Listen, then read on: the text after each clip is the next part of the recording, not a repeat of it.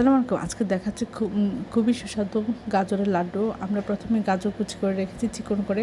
তারপরে জাল করে রাখা আধা লিটার দুধ দিয়েছি। আর এর মধ্যে দিয়ে দিব ১ কাপ গুঁড়া দুধ, ১ চামচ আটা বা চালের গুঁড়া, এখানে পরিমাণ মতো চিনি, ১ চিমটি লবণ আর দিয়ে এখানে এইভাবে নাড়াচাড়া করে আমরা শক্ত একটা ডুই করে নিব। যখন প্যান থেকে ছুটে আসবে তখন আমরা এটা উঠিয়ে রাখবো। আর এর মধ্যে আধা চামচ দিয়ে দিচ্ছি ঘি, এতে এর টেস্ট এবং ফ্লেভার খুব ভালো আসে।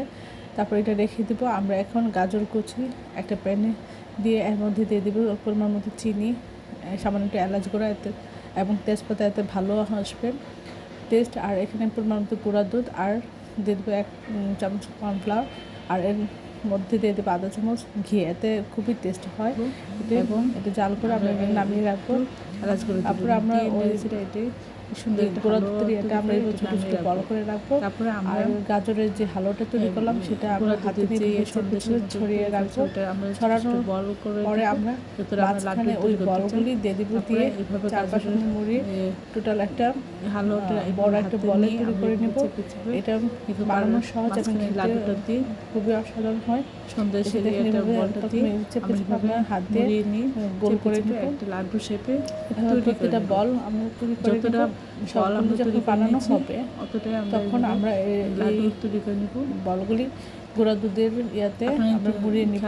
বুঝতে পারতে এর টেস্ট এবং ফ্লেভার খুবই ভালো আসে। আর এটা এতটাই সুস্বাদু হয় যে বলার বাইরে। এটাতে বাসায় তৈরি, এটা মনে হয় না, অসাধারণ স্বাদের হয়ে থাকে।